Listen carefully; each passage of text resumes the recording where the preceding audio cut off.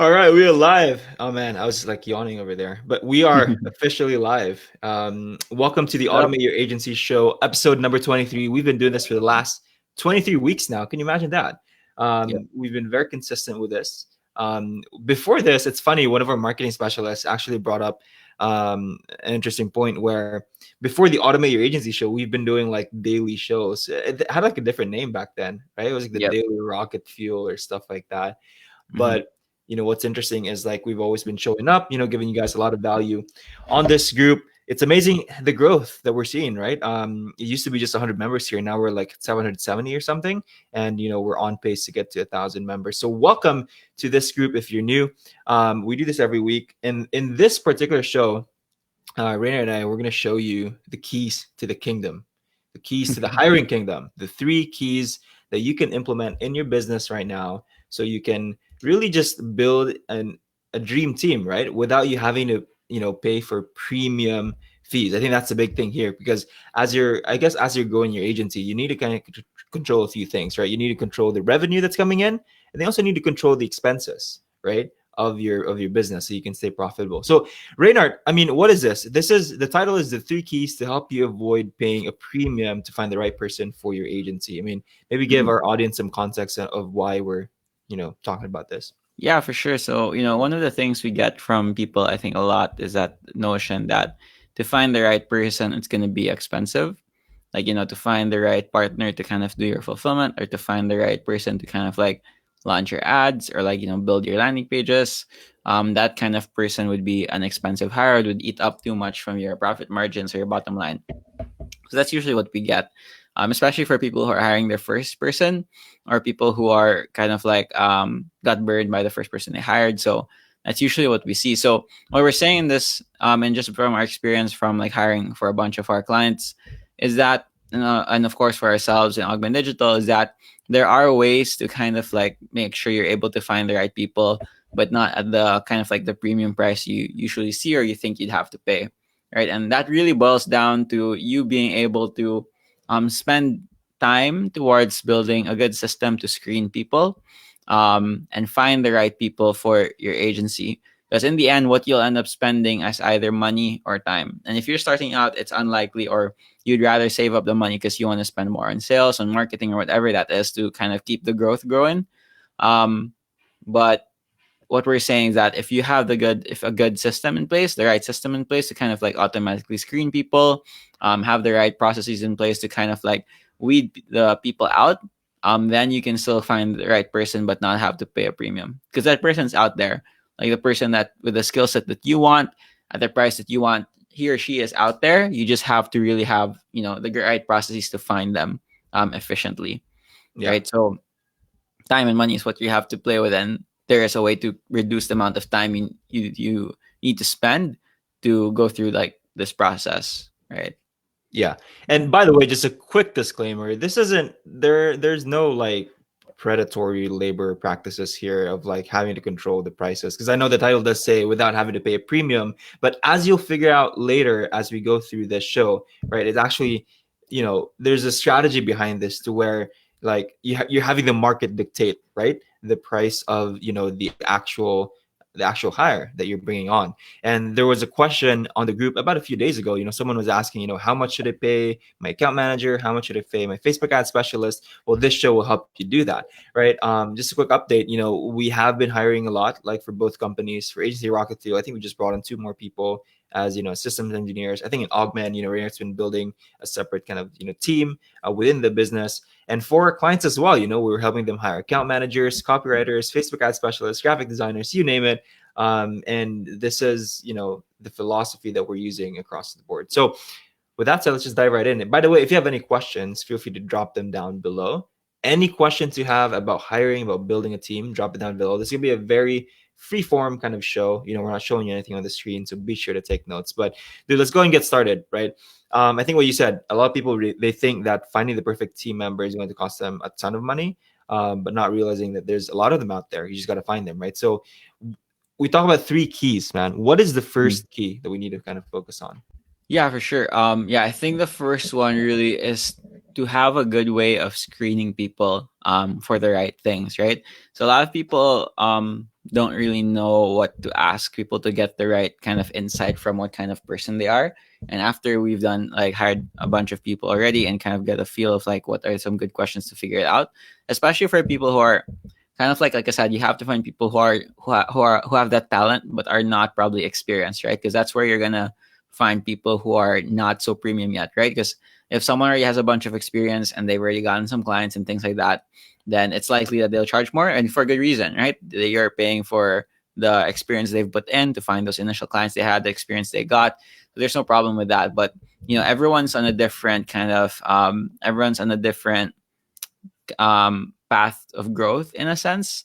So, like Fran said, this isn't some predatory thing. We're just like, trying to get people at like, $3 per hour and stuff. Because for some people, $3 an hour is a lot.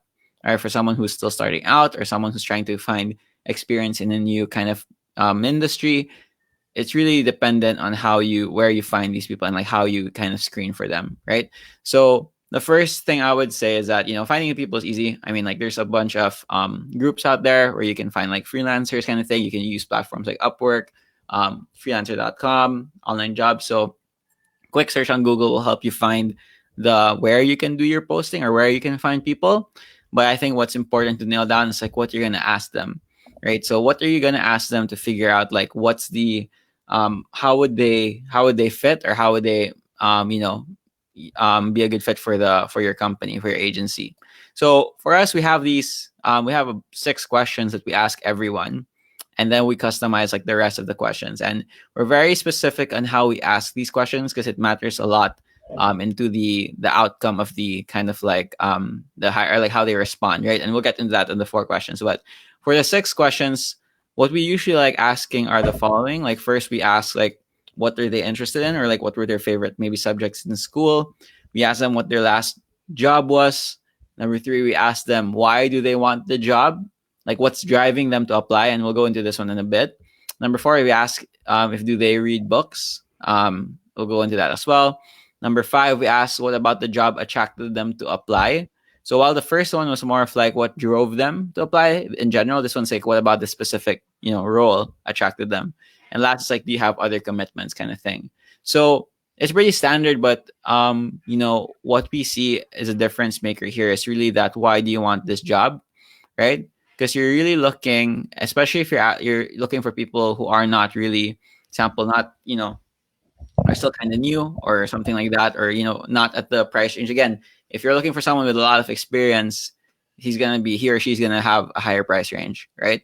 So you're looking for people who have kind of that raw talent already, but doesn't have that much experience yet, so they can grow with you, right? And this question about why do what was the last job or role and the interests kind of help you understand like if this person has interests aligned to what you're looking for, right? Because this person is likely to have no experience. Example, if you're looking for a copywriter, this person probably does not have copywriting experience if he or she's at the lower price point, but then he or she might have a lot of interest in writing, have previous experience doing some sort of like writing for another company, but it isn't maybe copywriting. So that's what you're looking out for in those first 2 questions. Like, do they have relevant kind of interests or experience that's aligned with the role you're looking for?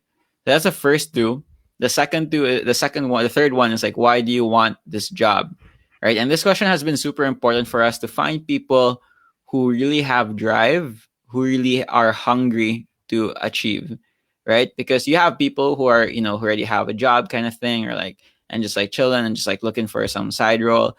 If you're looking for like your first hire, if you're looking for someone who's really going to break their back for you kind of thing, and is going to work the extra mile, you want to find people who have like a very specific drive as to why they're looking for a job, right? In our experience, these are the kind of people that really, have that extra punch to their work that you can really feel that they're gonna, overachieve that from the price that you're gonna, get them at.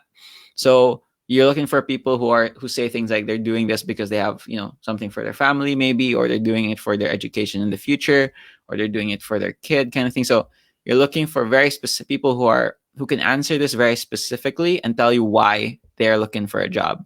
And they do it with passion. So usually these people in our experience do pretty well because they have a reason, and you can always tie back the work to that reason. And they're more driven, and they're just so much more kind of like they just want to do the work, right? Brian, you have anything to add to that idea? Yeah, I mean, that's true, right? Because you want to have one of our clients, he was struggling with this a little bit of like finding a way to, kind of get his team aligned with what they do. And I told him, well, have you asked them about their goals, their whys, why they want this job in the first place? And it was like, no. I was like, well, that's the problem, right? You need to find out what your people want, right? And help them get what they want through your company. Right. So there's alignment there. And I think this question is so important of like asking them why they want this job, because like even if they don't have the skills, like what Raynard is saying, and he's done this a whole lot, as long as they have the drive and the passion, they're gonna figure it out. They're gonna find the skills, right? And that's more important than someone who's like the best in the world, but they're like, like they're just a pain in the ass to work with. So, Yep. yeah, definitely makes sense. Yep, for sure. So that's number three. Number four, we asked, do you read books? So this is like a weird thing. It's an interesting thing we saw in Augment Digital, which is like everyone we've hired has read, is a reader, like reads books. So that was interesting to see. So we just added it in. So of course, as you start hiring a lot more and you start seeing patterns of what characteristics your people have, and this even applies for contractors, like this entire thing we do for contractors as well. Then you can add it in. For us, it's been books because it's like I don't know, like people who read books are more interested in learning, I guess, and like figuring things out. Still aligned to that same point. Another one, the fifth one is like, what about this job attracted you to apply? We asked this because we want to see if people actually do a bit more research about the role, especially if they have no experience. You want to know if they were genuinely interested about this subject matter in general. So if you're hiring for a copywriter, you're like, yeah, I'd love to write. I was interested because I've always wanted to try this out, or I've watched videos on YouTube about copywriting, and it's always fascinated me how you can turn words into money, kind of thing.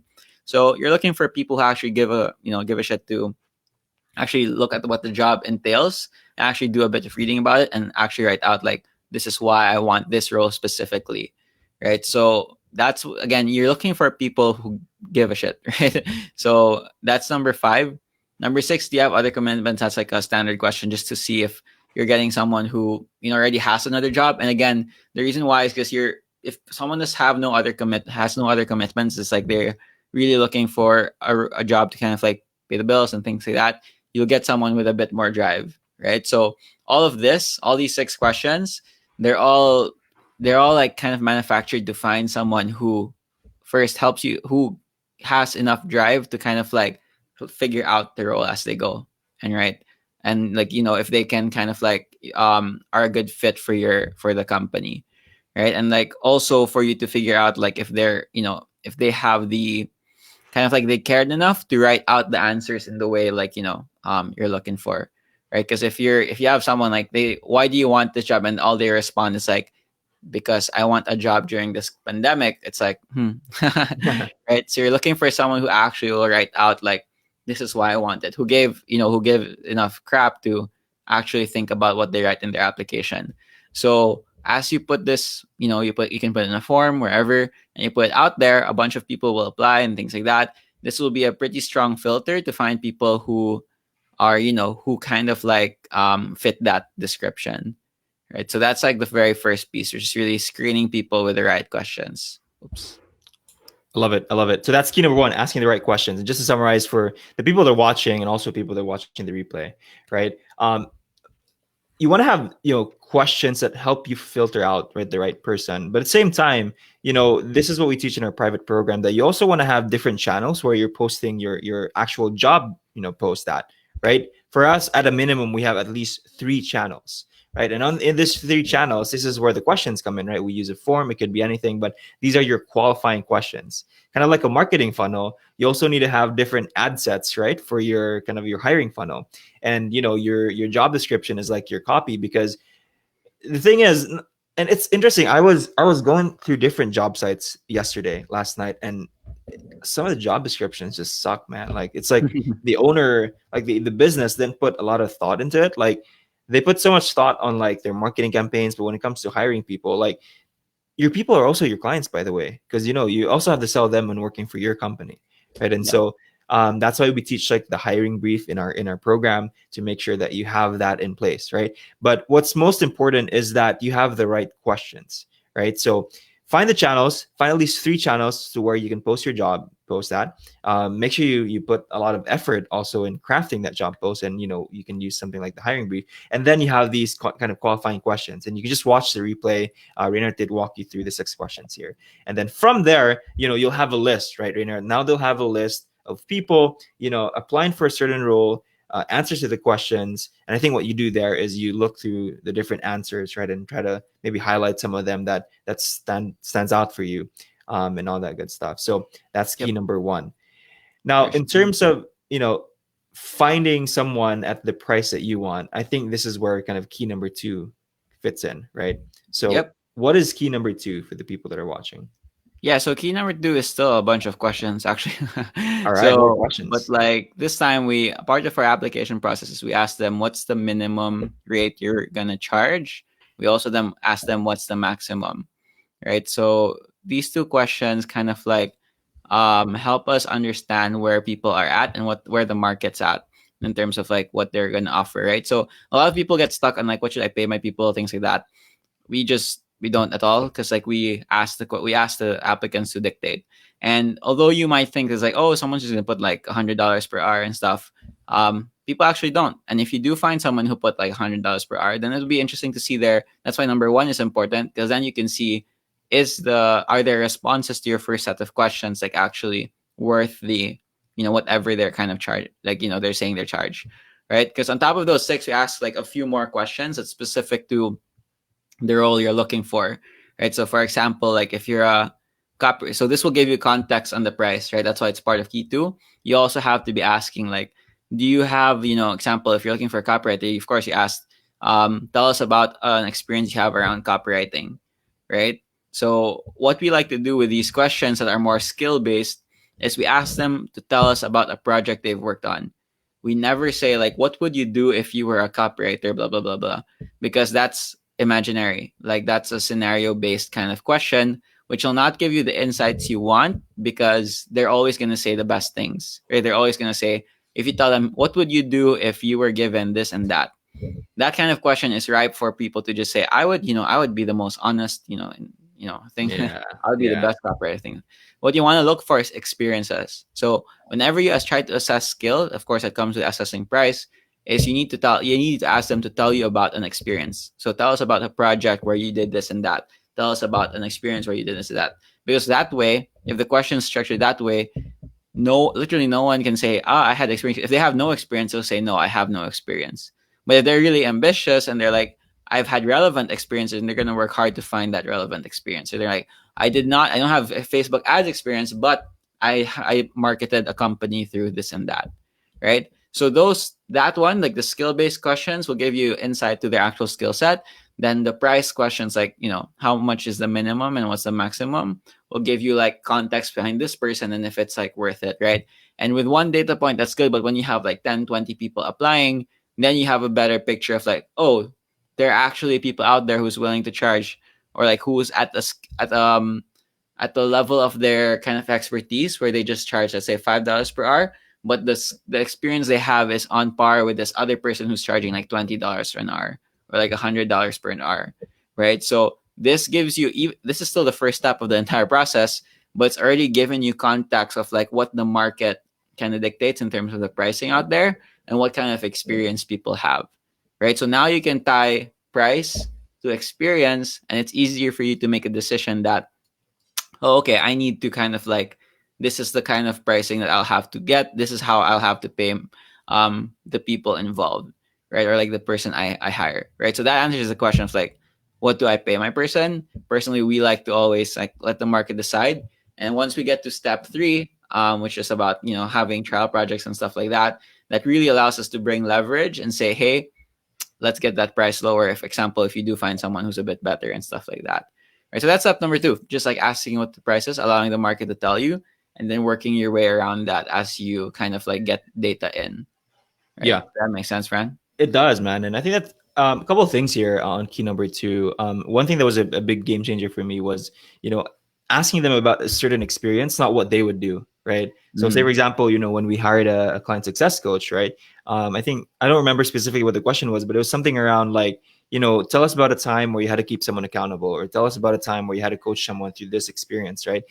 Because we're asking them about something that they've done in the past, not something that they would do, right? And even with salespeople, like I would ask them, tell me about a time where you had to persuade someone and they said no, but eventually you made it work, right? And I think those questions are something that a lot of people don't leverage, right? And when it comes to finding in an A player, a team member that is within the price range that you want, this is very different. Like this method that we have is different because most people they think, oh, I need to set the like the price, and to a degree you need to, but you can use the market, right? You can use the market to help you dictate, to help you figure out, okay, what is the minimum and what is the maximum? Instead of going on different groups and like asking questions, just directly ask the market that you're, you're wanting to go after, right?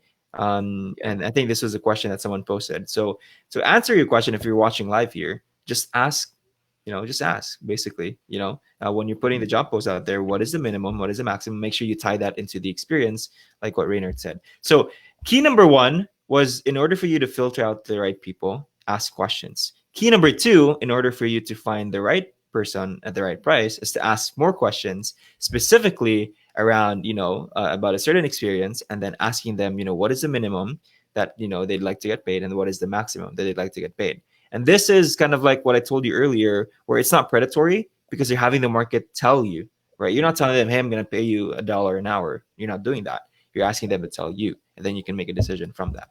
So definitely makes Yep, sense. for Um, sure. And this thing can even, this one helps you, like, the thing about setting the price ahead, like you said, I'm looking for someone and I'm willing to pay like $20 an hour and something, is that you expel anyone who's either below that or too high or too low. So you're not able to build some relationship and rapport with a person before. Because, like, example, if your budget for a role is like $10 an hour or whatever it is, people who usually charge 20 see it and like, oh, I'm not gonna apply anymore. And people lower are like, oh, it's too kind of, it's out of my like expertise kind of thing. yeah, So, but you never know, that person who charges 50 an hour would actually be willing to work with you at that 20 point, if if they understood the context of the role better, if you get some time to kind of like sell them a bit through the application process. So that's another upside we see with like holding out on the price and allowing the team, allowing the people to kind of set them. yeah. And in key number three, we like, that's how we use that information to negotiate and even get the number lower, right? Yeah, and it reminds me of an experience we had before. Remember, we were trying to hire a coach, right? Mhm. And we found this guy. I'm not gonna say his name, but he's like working these super big companies like Warner Bros. And stuff like that. And like it was so interesting to find that, right? And like what Rainer said, if we put the price at, let's say it was $10, $15 an hour, I doubt that person would even apply for it, right? Mhm. But because we asked them to kind of dictate, right? This person actually applied. We actually went through a trial project. It was interesting to kind of work with him, although he didn't really push through. But it gives you a bigger perspective of like what's out there, and you can always go back to them in the future. Now you have their contact information. If something pops up in the future where you need something else, now you have this data point, this certain contact that you can leverage, right? And so these are relationships that you're building. So super super important. All right, Yep. let's move to key number three. Key number three, I think you mentioned this earlier, but it's something about trials, right? And I think one of the things that we said in the post is why hiring for trials isn't efficient for your agency and what you should do instead. Yeah, so this one is what we usually see for most people is that once they've decided on someone, they're like, okay, I'm gonna hire you and let's have a trial period for a month. And then they directly put them into the, they onboard them, they give access to the Slack or whatever, get them to work on clients directly. There's no even clear onboarding process, and that's like a whole different kind of like conversation we can have. But like what we like to do instead of like hiring some people direct, example, we've done the interview, we like them, they show some sample work, instead of hiring them directly and just like, integrating in the systems and calling it a trial period, we like to have a trial project specifically, like a very scoped out project that kind of shows, that kind of encapsulates like 50 to 80% of the work the person's going to do. So an example for that would be, example for a role we hired for, just like a content specialist, someone who'd be making content for social media, stuff like that. We asked her to make like, ask him or her applicants to make like 4 posts, both with images and copy, right? And we gave them the theme. So we gave them the same inputs we would give our team, It's just that they would create the outputs without having to be integrated into our system, right? Another role we just hired for recently is a video editor. So instead of hiring a video editor, then putting her into the workflow directly, we extracted inputs from our team. Example, we got the scripts that we use usually, we got the assets we use usually to make a video. We put it in a separate document or folder. We gave that to the applicants and they made videos out of it, and we could then assess without having to bring them on yet, right? So with a very scoped out trial project, you're able to see the person's ability to execute on your process or ability to execute on a piece of your process, a very important piece of your process that role will kind of like fulfill.